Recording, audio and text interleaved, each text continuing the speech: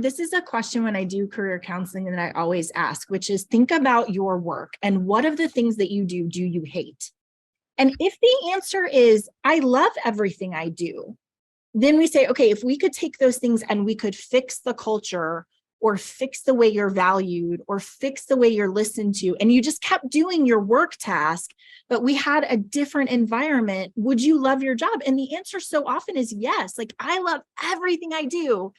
It's just that it's a hard environment or culture or, pandemic right now that's making this a kind of stressful experience. So I think that is so important because it means the kernel is, this is good work, important, I like it. There are just some external stressors that we've got to figure out how to get people, pull them back in.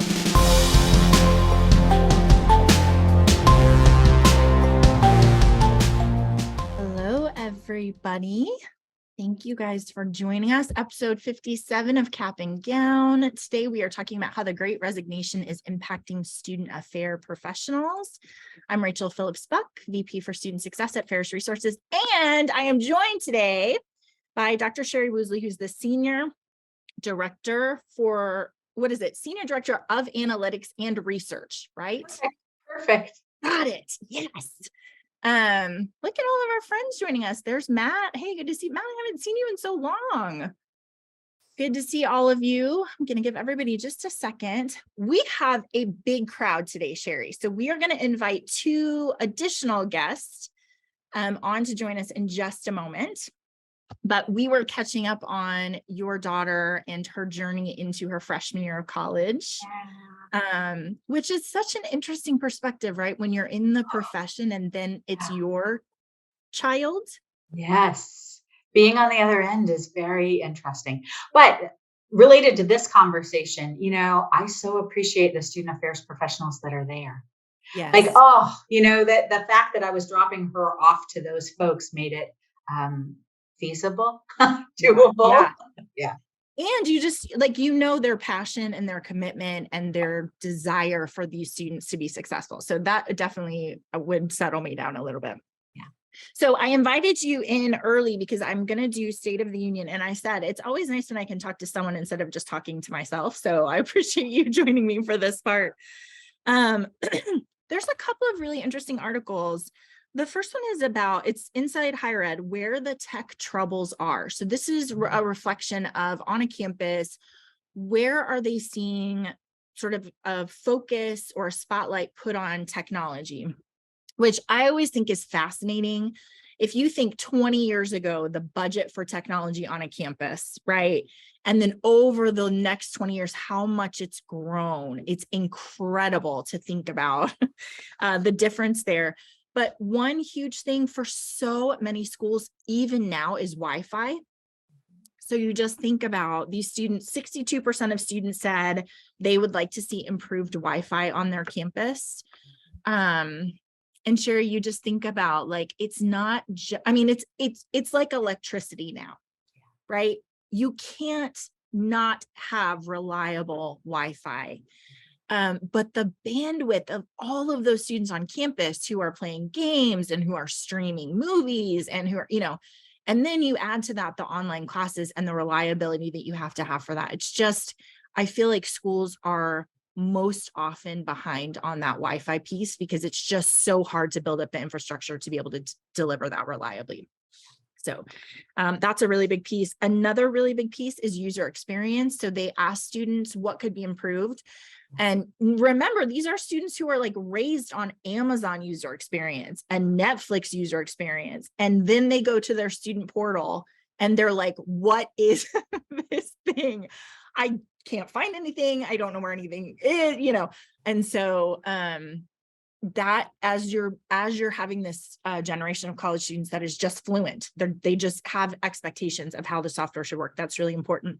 Related, this article talked about the importance of the ability for students to do business on their phones, which I think is so important, right? To download your textbooks, to drop a class, to contact your advisor. That just makes sense to them that that's how they should be able to do it. And for so many of these SIS legacy systems, that is not even in the near future, for them to be able to do that.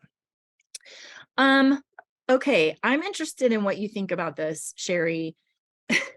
Um, half of student survey respondents said they are, fewer than half of the respondents said they are very worried about cybersecurity breaches or cybersecurity attacks to their data on campus.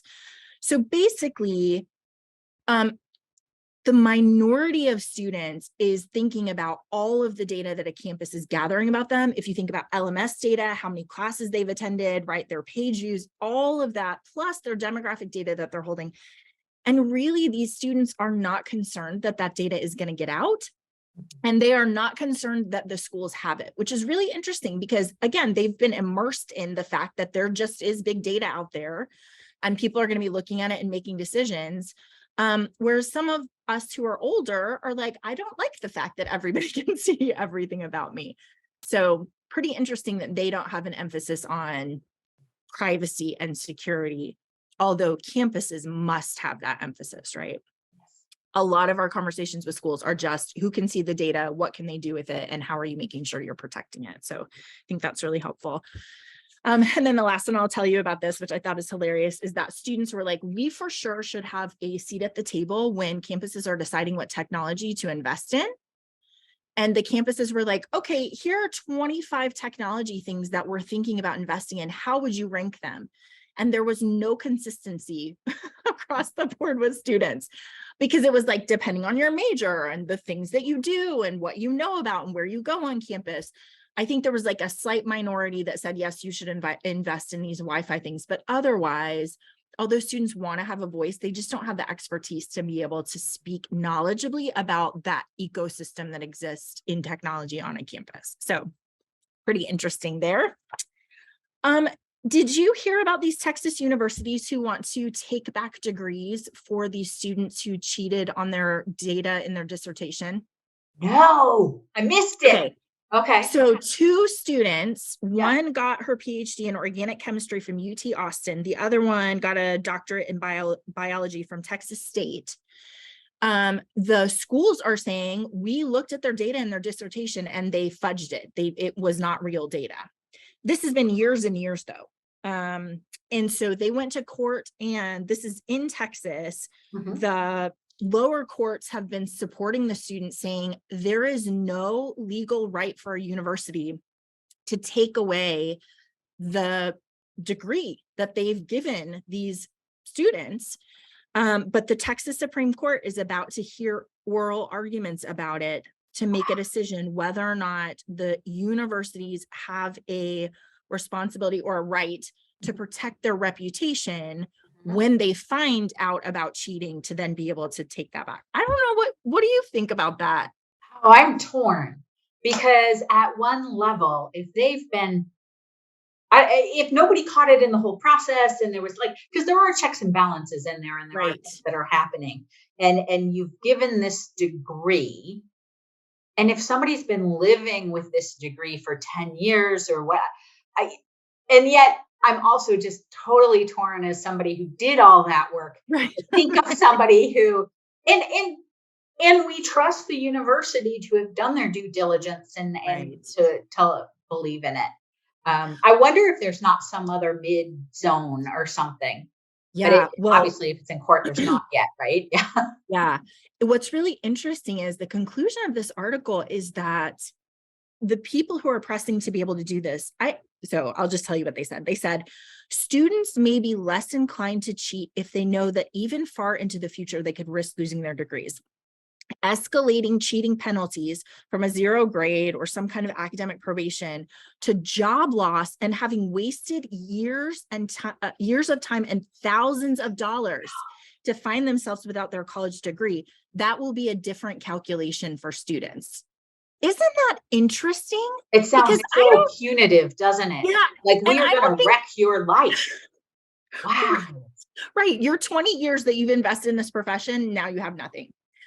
Also, I don't think students think that well about the future implications of what they're doing. I think, well, anyway, so very interesting to see what happens. I'm like you. I see both sides. I think you have to have confidence in the degree, but you also have to say, like, if they've been teaching organic chemistry well for the last 25 years, perhaps they could teach it, you know? Well, it does make you wonder why it came out now. And if there's not other things that are happening there, which Yeah. also makes me really nervous. Yeah. Is That's a good 2 point. Like, out of why all of a how sudden? many degrees? Like, I don't know. I'm Yeah. suspicious. I'm old. Yeah. You're like, that's my general stance. um, okay. 2 more. Wellness days, do they help college students? So this is really interesting to me. There's a new push for having excused absent days for our college students. Obviously, in reflection to the fact that we have high anxiety, high stress, students are really having a hard time kind of recalibrating to being on campus. So a couple of, this is about Northeastern University, they get 2 excused absences this semester to nurture their mental health. Students basically are like, that's a great idea in theory, but it is not helpful at all.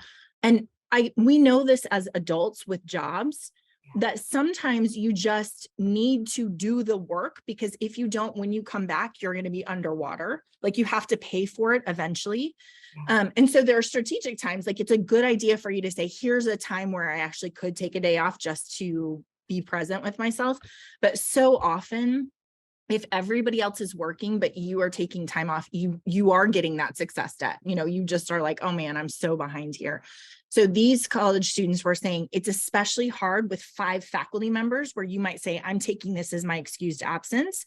And this faculty member's like, that's great, but we have a test that day, so you can't do that. So trying to coordinate how in reality that can be a useful thing for students, I think is pretty interesting. I don't know if you found this, but we found at Ferris that our most restful times are when everybody's off. Yeah. So the best thing to do is to say, on this Friday, everybody is going to stop working and take a mental health day, because then you're not getting emails and, you know, sorry to bother you, but I need this thing for blah, blah, blah. It's just nice when everybody is like, put a pause. We're going to just take a minute, you know? Yeah. Okay. And then the last one, which I don't have a conclusion for you on this, but I've become very troubled by this idea, which is counseling with artificial intelligence. I think I'm going to have to do a whole episode on this, because it is fraught with disaster, I think. It's bubbling to the surface because AI is getting better. Yeah. And so there are conversations you can have with AI that really replicate a conversation with an actual person. There are some really interesting studies about how students like it because they actually receive perfect unconditional positive regard, because it's a computer. And so it's not judging you or, you know, saying like, you shouldn't do that. That was a bad idea, whatever. So there's some even accessibility of that, like being able to say, I like talking to a person who, you know, I can talk to at all times of the day and is going to make sure, you know, that they're attending to me perfectly and whatever. But as a counselor, I just think there are some fundamental questions about the value of a person and a person having an exchange versus a person and a technology having an exchange. And I think fundamentally those are 2 different experiences, right? So it will be very interesting to see how that progresses. They were talking about this AI that's been around since the 1960s. Eliza is its name, and it's a trained counselor. Like you can look it up now. If you go to Google and look up Eliza counselor, it will type back to you. So you can type to it and it will type back. And people have really loved it. What's funny is it's trained as a therapist in the Carl Rogers perspective, which is like, you don't really move your client forward. You just reflect back to them. So when you say like, I'm having a really hard day, a Rogers therapist would say, say more about that, right? Or how is that hard for you? Those kinds of things, which is way easier for an AI to replicate than some of the meatier, like person to person discussions that you might have in counseling. So it lets you sort of process through things, right? Exactly. And in fact, they would say like, I don't bring anything to this conversation except to be a mirror for what's happening for you, which it seems to me like AI could do probably better than a person, right? Because we would be tempted to be like, I have a thing to say. I can help you with that, right? So very, very interesting to think about the value of person to person versus person to technology. And I think how it could change student development and student affairs and probably solve some problems and probably create some problems as well. So that is the State of the Union today, I am telling it. So thank you guys for sticking with me on that one. Okay, Sherry, we have two guests. I want to invite them to come and join us right now. Dr. Jason Wallace and Dr. Thomas Bruick. I'm going to let them do introductions, but I want to frame our conversation. Hi, guys. Thanks for joining me. I'm so grateful to have this team today. I want to frame our conversation just to say this is a conversation of data that you guys have captured from student affairs professionals coming out of a survey. And we're going to talk about how you decided to do that and all of those fun things. But you guys, unlike what we so often try to do on Cap and Gown, which is identify a problem, talk about the philosophical pieces of that, talk about the impact on our students, give a good framework for understanding, and then action items. Here's what you're going to do to try to correct that. That's kind of how we push forward our progress in higher education in this hour together. This is a little bit harder because this is only the first piece, which is how we uncover what the problem is. And it is a complicated problem, and we don't have action items coming out of this, right? Because we're still trying to understand it. So we were all saying beforehand, this is a little bit of a harder subject for us to tackle because I'm super action oriented. So I want to be like, okay, and here's how we're going to fix it. But this hour together is going to be an honest reflection of what is happening to our colleagues in this space, how they're feeling, what has been going on with them, the stories that they want to tell about that. And it's heavy, but also let's tell the truth together, right? Like, let's just say what is true about it. And that is the first step for us then to uncover how we can progress and how we can fix it. So thank you guys so much for doing this important work. I'm really grateful. Let's do introductions. Let's see, let's start on my bottom left. So Thomas, will you start? Definitely. So Thomas Bruick, I'm a faculty member, assistant professor at the University of Central Arkansas, and I'm also the program coordinator for our College Student Personnel Administration program. So we're a 2-year graduate master's level program. I'm finishing up year 5 in my faculty role, which is kind of hard to believe. Prior to that, I worked in housing and residence life at a couple campuses. In my last probably 4 or 5 years on the practitioner side, I was really working in student success. I was under the residence life umbrella, but I was working primarily with student success initiatives and things like that. And I was sharing earlier, I think of myself as a practitioner who just happens to be in a faculty role. Awesome. Thank you so much. That was a great introduction. All right, Dr. Jason Wallace, tell us about you. Yeah, thank y'all so much for having me. Dr. Jason Wallace, he, him pronouns. I currently serve as the Nina Bell Suggs Endowed Assistant Professor of Higher Education at the University of Southern Mississippi, which is located in Hattiesburg, Mississippi. This is my 3rd year in a faculty role. I've been with higher education since 2010. And so I did a decade as a practitioner, primarily in multicultural affairs, but also did some work in new student orientation and student activities as well. And yeah, I'm excited to be here. Thanks. Awesome. We just have a lot of good wisdom and knowledge together today. So I think I'm going to start with just kind of opening up the impetus for this project. Help me understand the conversation and the place where you were like, we really need to start gathering this information. Definitely. So one thing I forgot in the intro, Jason and I both did, we're going to be in trouble.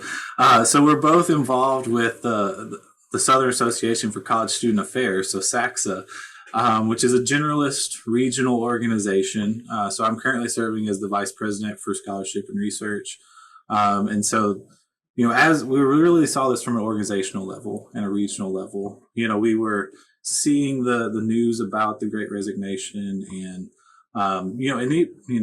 seeing actual colleagues we knew. I think there's always a narrative and a buzz, but then, then you start seeing people, Yeah.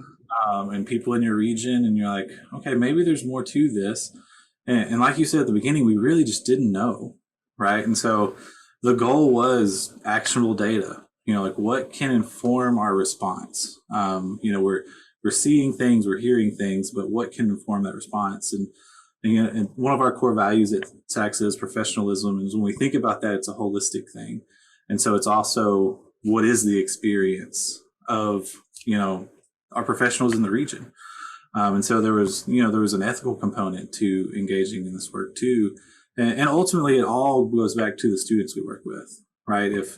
If the staff are experiencing various things or are understaffed or things like that, it's going to affect the student experience as well.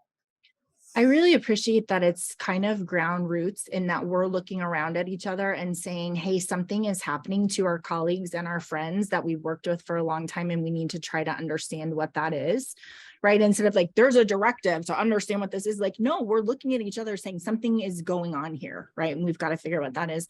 And then Sherry, your partnership in this piece, can you talk a little bit about that? Yeah, I work at Macmillan Skyfactor, and we do surveys. And actually, I had been studying employee retention. I started about 2 years ago now. Super interested in it. I saw the stories about the Great Resignation, and I had been, I think, to Thomas's point, looking at my colleagues in higher ed, going, there could be an issue there too. And I had been, I don't know, pitching the idea all over the place, figuring out who would pick it up.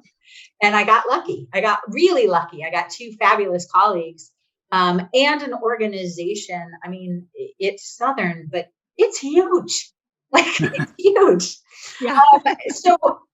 And they said, yeah, we would be interested in partnering to do this. And so what we did was took some of my research before, and then Thomas and Jason really helped us frame it for the student affairs professional kind of context. And then the three of us and my colleague, Matt Bennis, who I think is on the call. Hi, Matt. Who we have to say thank you to. I think we really hit the pavement. I mean, yes, we surveyed the SACSA membership, but we also started sending out the survey to all sorts of different networks and friends and colleagues to try to get data from professionals in the field. So it wasn't just stories. So what we have kind of to talk about, and you all are some of the first, we're going to be at the SACSA conference this coming weekend, November 5th through 8th, talking about it. And we'll have infographics and webinars coming up. And if you want that information, email me. But what we thought we would do is kind of share some of this here. And the part that we're sharing with you is 324 student affairs professionals who filled out the survey and told us about their experiences, both in standard questions as well as open-ended questions. So that's what we wanted to talk about. That's great. So I want to frame this just a little bit. We've talked about the Great Resignation.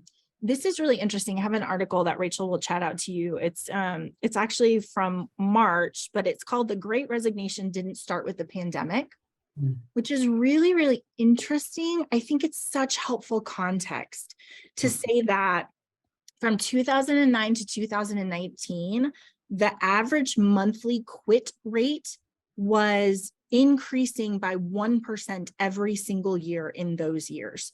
And then in 2020, it went down because everyone was kind of panicked, like what's going to happen? Nobody's going to leave their job. And then in 2021, it rebounded to where it would have been. And then in June of 2022, we were at 2.8%, which is very, very high quit rate. That uncovers the fact that this was exacerbated by this pandemic, but for sure these issues were around and have been around for many, many years. And so some of the things that they talk about, the reason people leave jobs is retirement, relocation, they're moving to a different place, reshuffling, they're going from one job to another job, reluctance. Like, I don't know if I'm not sure that I actually want to be doing a job right now. Maybe I can get out of the entire race. And then reconsideration, you guys, which is specifically around burnout. So I want us to just like keep that in our back pocket as you're telling us about this data, because I think that reconsideration, reassessing where you are and what the value of what you're doing is going to be a really key piece to understanding some of what you're going to tell us today. So Sherry, can you help us understand like the issue as you guys are presenting it is what are you trying to understand? Well, we were trying to understand the student affairs employee experience. And I think a couple of things that jumped out at us immediately when we started getting the data back were some statistics like, and I'll throw a couple at you, 37% are actively job searching. 37% means 2 in 5. The other thing I think that was amazing among that is if you look at that 37% and kind of break them down into different groups, only, I think, is it 8% or no, only 10% were searching only in higher ed. It's the other 27% who may be in higher ed or maybe searching outside. They're leaving. So that's that reshuffle, right? Like we're gonna, yeah. So, and it's actually 19% are searching only outside of higher ed. That is their plan, at least right now. They're looking to leave the profession. So 1 in 5 it felt like a lot. Like, I don't know, Jason and Thomas and I talked about it, and we sort of knew going in we might, but still, when you see the number, now it's not just my friends. One other piece in there that I thought was kind of interesting is how many folks are being encouraged to change jobs. So meaning that they have either contacts from other institutions or contacts outside of higher ed that are encouraging them to change. And if you can believe it, it's 50% are being encouraged to change. So Sherry, help me understand that. What does that mean? Yes. Like people are like, hey, come work with me, or people are like, I don't know why you do this job, it's too stressful, or help me understand what those stories are. Yes, it's a variety of those. So like, if I look at the comments, because that's, and Thomas and Jason can jump in with colleagues and friends, but I'm going to stick to data because that's, I don't know. If you look at the comments, there's comments like, I like this one. The only thing keeping my chin above water is great coworkers who are leaving higher ed. And they're encouraging me to do the same. I see. Oof. I went to lunch with a colleague who recently put in her notice to leave our institution, and we discussed the benefits of employment outside of education. So these conversations are happening, whether they're with family or friends or former colleagues. These conversations are happening a lot. Yeah, sorry, I need to think about that one a little bit because it's pretty staggering, honestly. Yeah. I was just at a conference where there were 5 presenters when they did their proposal, and when it came time for the conference, only one of them was left. And her reflection was, yeah, everybody has left me, and they're like, I don't know why you're still doing what you're doing. So it's a pretty interesting, I mean, it's in some ways peer pressure, right? Like, hey, I've done this thing, and it would be a good move for you as well. Somebody said to me, and this is like worst case scenario, do you want to be the last one on the sinking ship? Now, I will say we had another question on the survey, which is how many have you been negatively impacted by the departure of close colleagues? 45% said they have. Yeah. It's really interesting because you just think about like crisis bonding. So what you've done for the last 2 years is you've pulled together and you're like, we're on the same team and we're doing all this stuff. And then there's something that happens when someone's like, I'm out now and you should join me. That at least makes you think deeply about your experience, right? I think we talked before in the literature about employee departure. There is a terminology, which is kind of departure contagion. That if one person goes, then everybody starts to think. Yeah. And so it does tend to happen in pockets rather than random. And let's not miss the connection with this is what happens with our students. You want to talk about departure contagion. Yeah. I can look at a res hall and I can look at a floor and I can say 50% of this floor left because this student left. And then he said, here's why I'm leaving. It's terrible. You guys should come with me. So there are so many pieces of this when we're thinking about retention of our employees that then we also recognize as an application to our students, right? Yeah. Do you have data on any specific roles that are impacted the most? Like, do you know, is this like Res Life or these other places? I haven't, and we haven't done all the subgroup analysis yet. We're what are we, 3 weeks out or something? So there's so many things we want to like, do. hold on. Yeah, but I will tell you, one of the first things we did is look at the respondents, and we do have respondents from most all the different student affairs areas. So, so it's not like we've got a big gap in the data, but I don't know the specifics on all the subgroups yet. Yeah. Okay. We'll have you back on for that one. Okay, so let's move on from that. I think that's really revealing. One of the things that I want to make sure that we spend a little bit of time on, because in a very hard subject, one of the things that we have going for us is that it is really good, meaningful work, right? So can you guys reflect on how you saw that in this data? Well, it comes from some of the other employee research that we did anyway, is there are sets of questions, and you see this even in the articles that are out there, that work that is meaningful, work that is interesting, work that is that causes me to stretch. It's not boring and routine. All of those things are powerful ways to keep people engaged in jobs. And the really interesting part of this data is that many people wrote that their jobs have this. So 61% say my job provides work that is meaningful. That I'm contributing to a bigger purpose was 53%, kind of high levels. And then even the immediacy of the team around them, 65%, my team members treat each other with respect. So the work itself is lovely. Another one that you'll love, Rachel, is 47% say they smile and laugh at work. I do love that. Day to day, things are happening. And the comments say some of the same things. Anytime I'm working with my team or students, I'm happy. The work we do is fun and challenging. I absolutely love helping the students that come into my office. I love it when our team tackles a mountain of a challenge and comes out on the other side in one piece. So there's some really inspirational things about the work itself. So the one, I think, really great piece of news is it's not about the work that's sending them out the door. They love this work.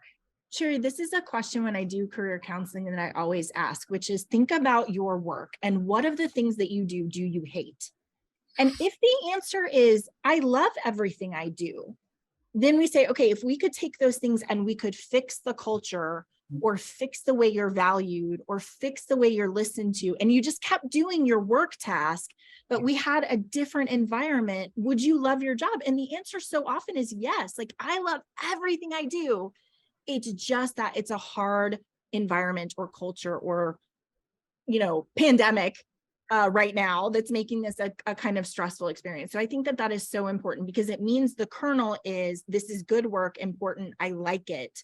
There are just some external stressors that we've got to figure out how to get people, pull them back in. So that's pretty helpful. Okay, so let's move on to difficulties. Thomas, you're going to talk a little bit about this idea of, are people feeling overworked? Definitely. And so it's interesting, the tension of the work is valuable within its, I guess too much of a good thing in a way. But I think it's more in that space that you described of what's the larger context that this valuable work is embedded in. So 30% said they do not have a reasonable workload. So a third, or just shy of a third. Only 27% said they have balance between work and life.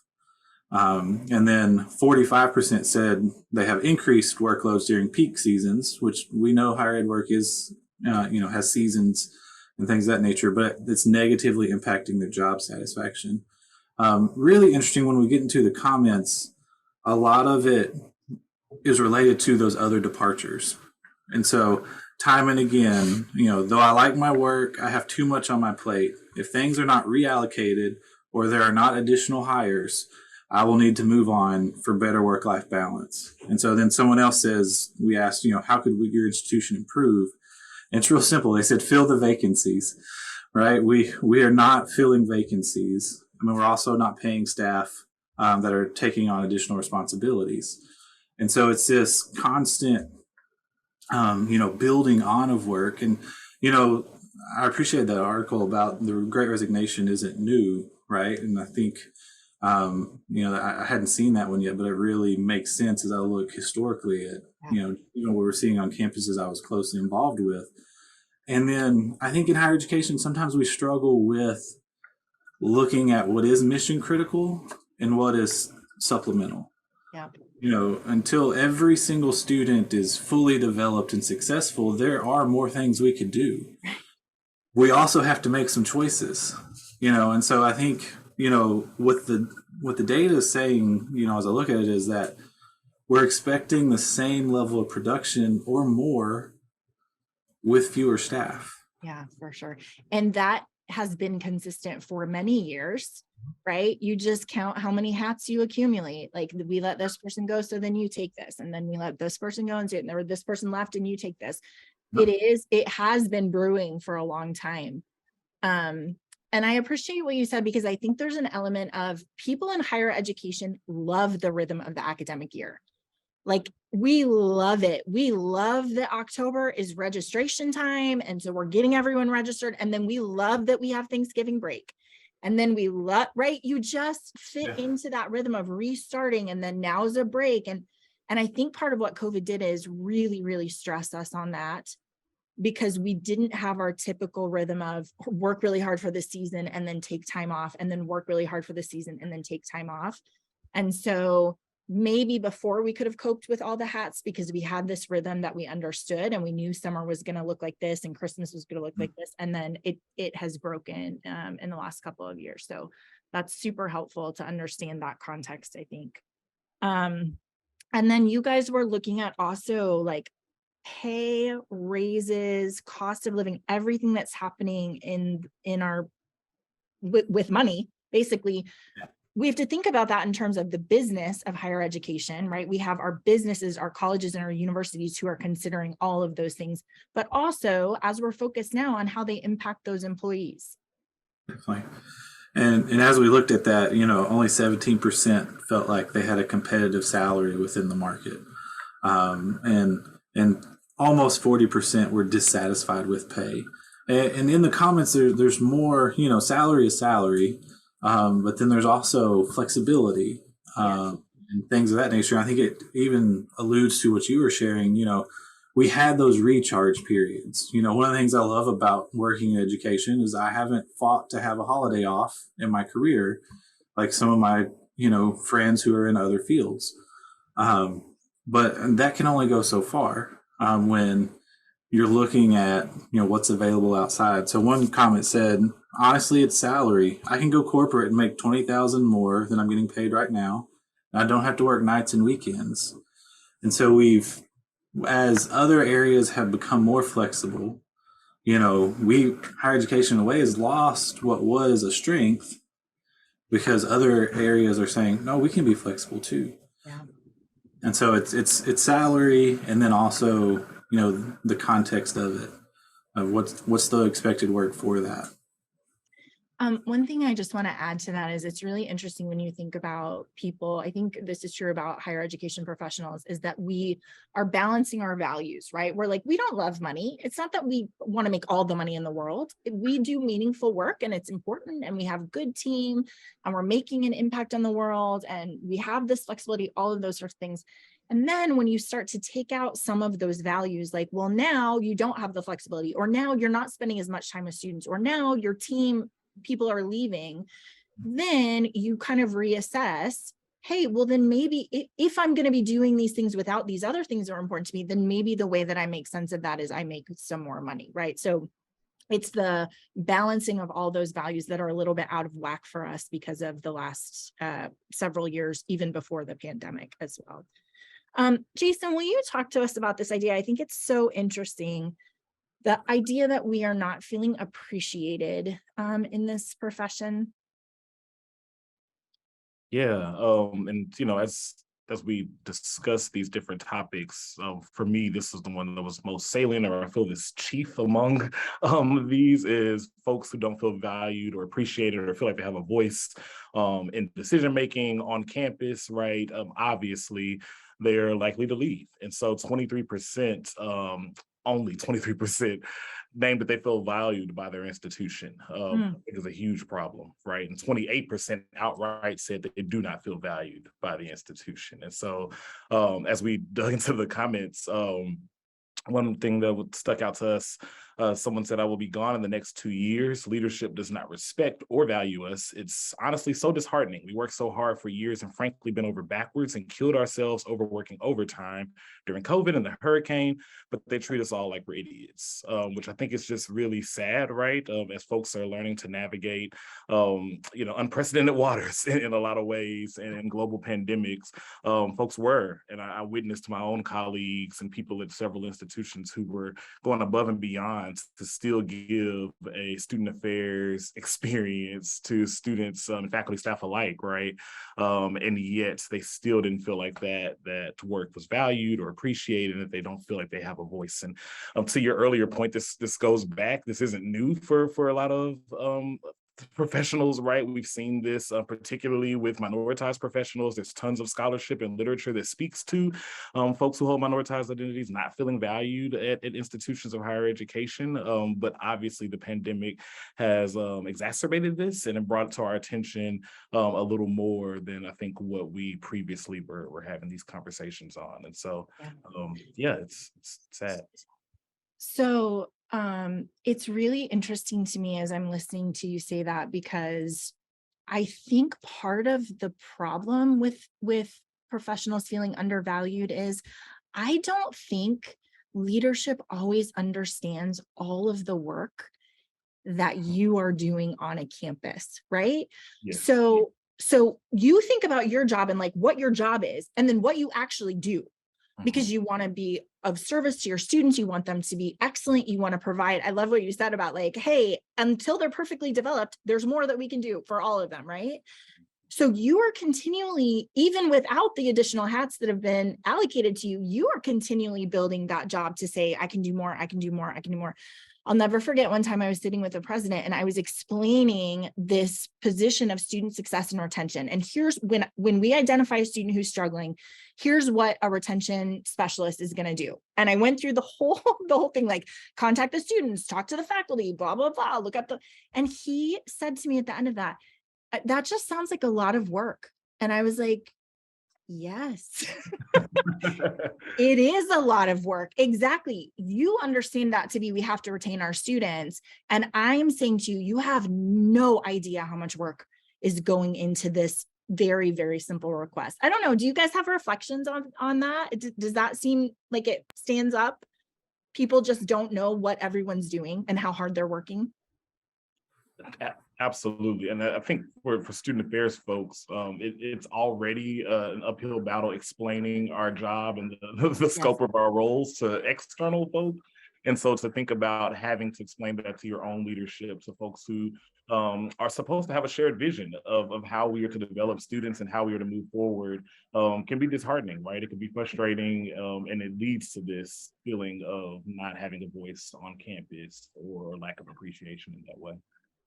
And unfortunately, I think so often the way you find out how much hard work someone is doing is they leave, and then you're like, oh my goodness, we are going to have to hire 5 people to do all of the stuff that person was doing, instead of us being able to say, this is the workload that I'm carrying. Please, can we have some value and appreciation for it? So I think that's super important. You also, so Sherry, I've heard you so often talk about a vision for the future. And I'm wondering, Jason, if you can talk more about this, which I think historically has felt like a strength for student affairs, that you have a progression where you like start in housing and then you do this thing and then you do this thing. But it sounds like part of the reflection is that there is uncertainty about a future in this profession for so many people.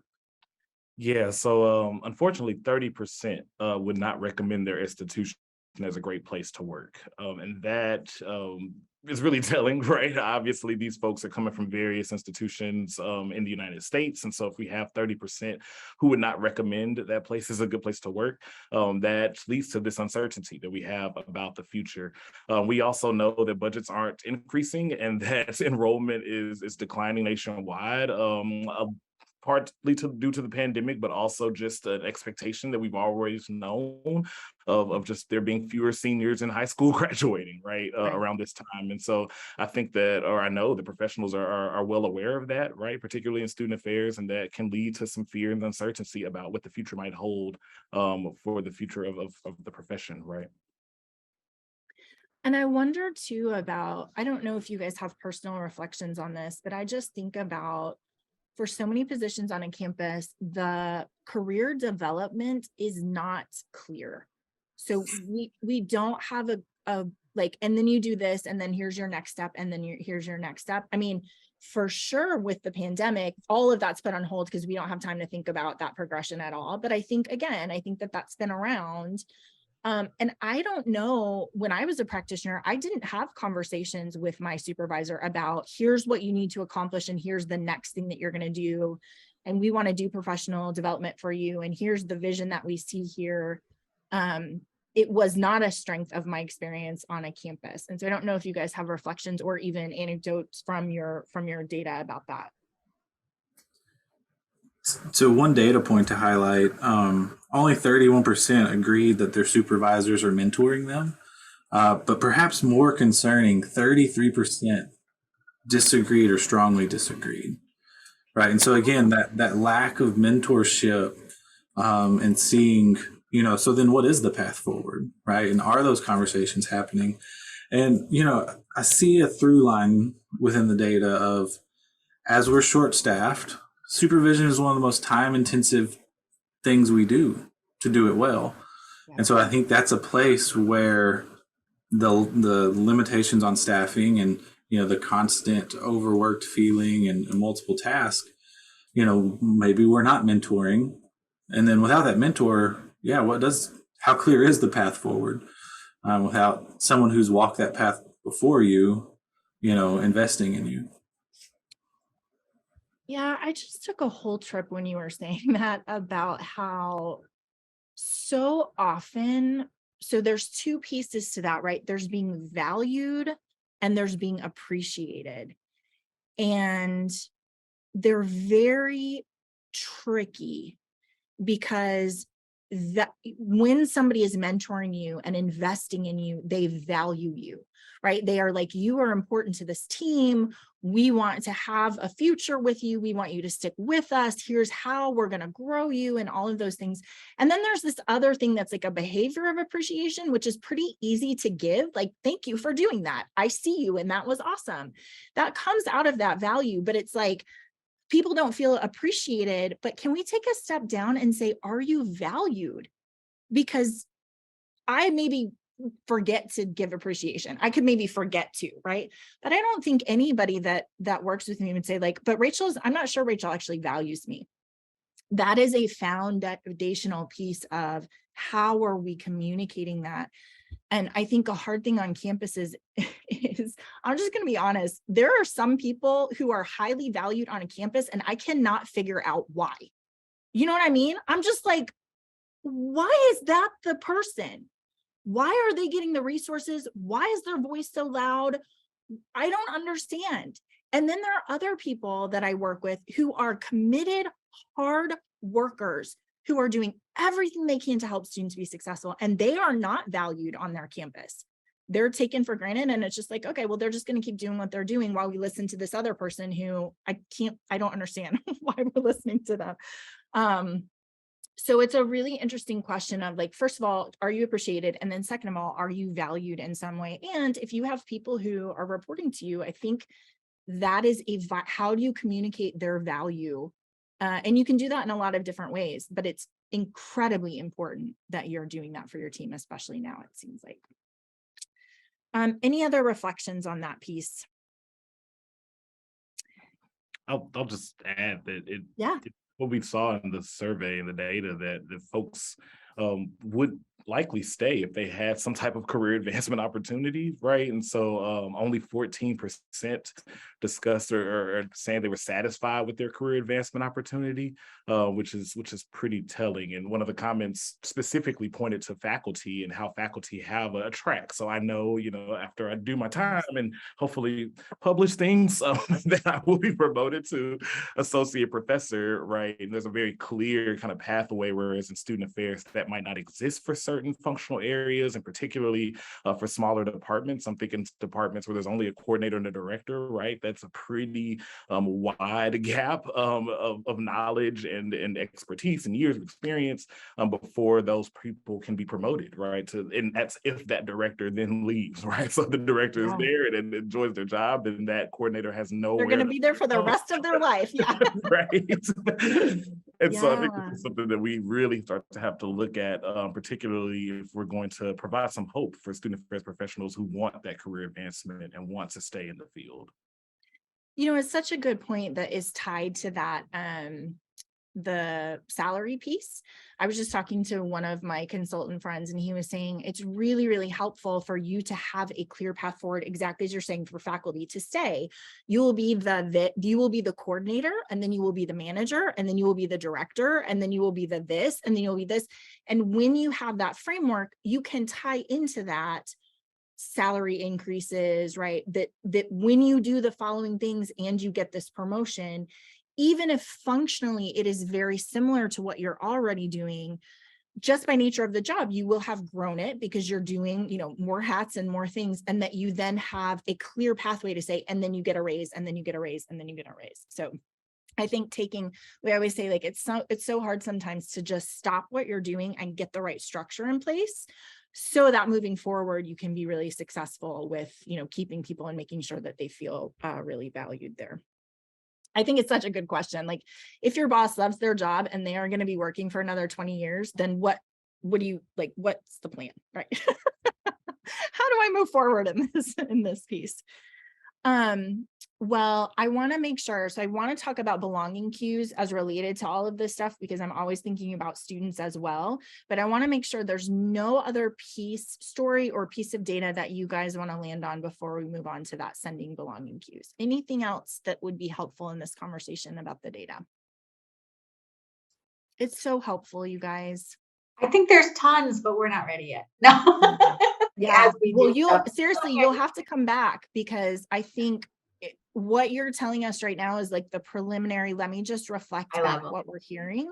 Yeah. And then I know that you will dig into that and come up with some really, really helpful insights. So I want to relate this. My listeners know that we're always talking about how you send belonging cues. And we're talking about this. We want a sense of belonging for our students, but also so much of what you said today is about a sense of belonging for our colleagues and for employees in higher education. And you guys will remember in Culture Code, he talks about how you send belonging cues. And the three things he says are, first of all, you show energy around interactions with the other person. So this is really, really important as you guys are talking about appreciation and value.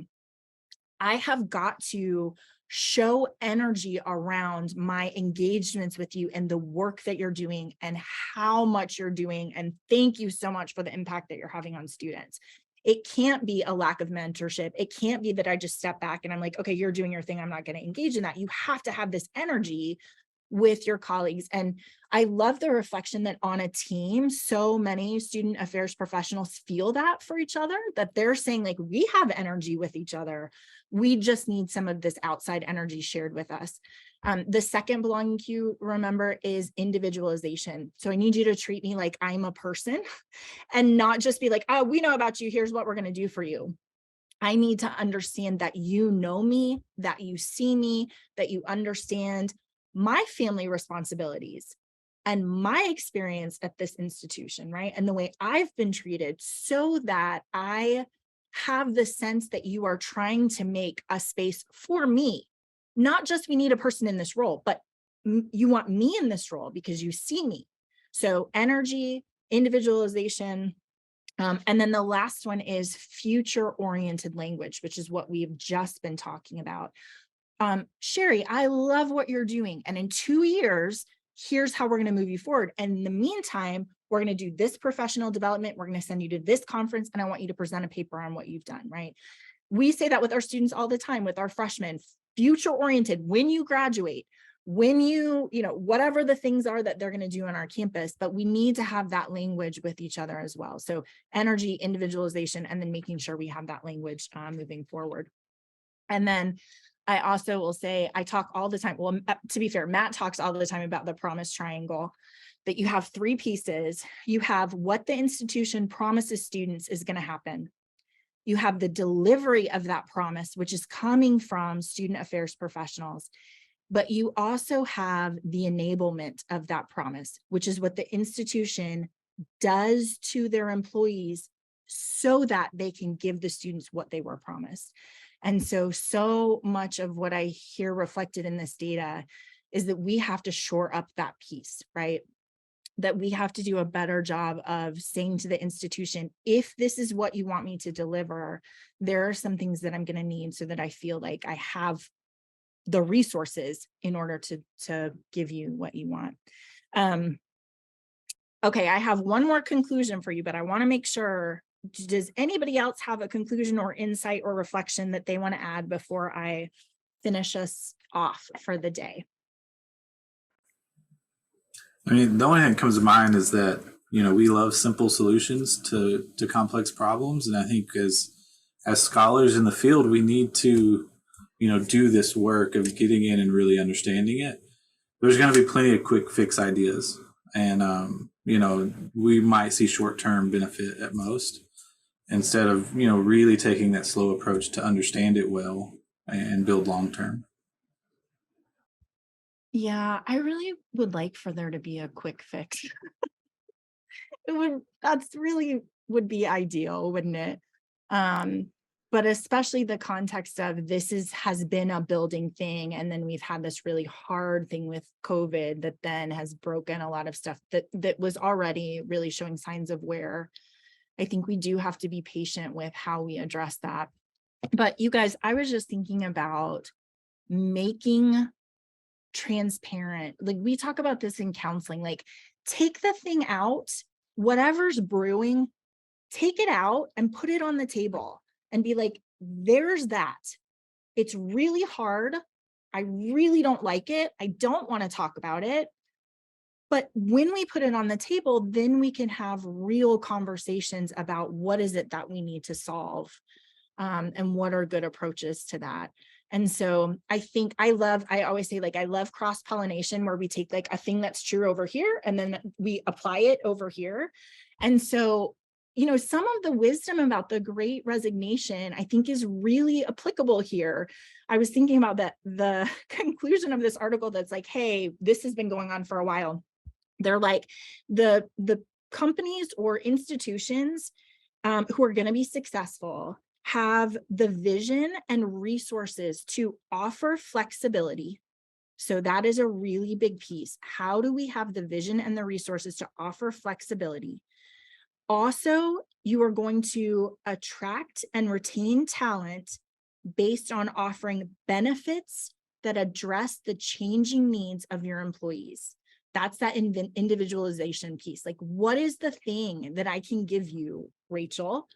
Well, I don't want to work on Fridays. Okay, great. There are some benefits that will work for you. That maybe isn't going to work for someone else, but we can be creative with how we give those kinds of benefits, right? And then a commitment to improving their employees' long-term career prospects, right? How do we give you a vision for your success here and how we're going to mentor you and value you and lead you along? in a long-term commitment to you. We want to invest in you because you're super important to our students in our community. So I think it's really helpful. I was saying, you guys, that I always love to end with action items. I'm not sure that I'm going to be able to do a great job of that, but I will say a couple of the things. Please show appreciation today. That's a thing that we can do, and it's free. And you just say, I see your work, you're doing a great job. So please show appreciation to somebody today. Also, I really like the idea of that career advancement plan. Just saying, how can we give you a vision for you are making progress in your particular careers? And then also, please send belonging cues. Please see the people who are in front of you, expend energy in your connections with them, and talk about how you have a long-term plan, right? Future plan for you guys to continue to work together. So those are my action items. It's not going to fix it all, but it's going to give us maybe a little more comfort in the fact that we're being seen. You guys, thank you so much. I'm really grateful for your expertise and your work to help us understand what's going on. And I'm not kidding. We're just gonna, Sherry, we'll have to get another date on the calendar for you guys to come back and be like, here are some more things that you've told us about what it's like to be a student affairs professional. So thank you guys so much. Thank everyone for listening, and we will talk to you later. Have a great day.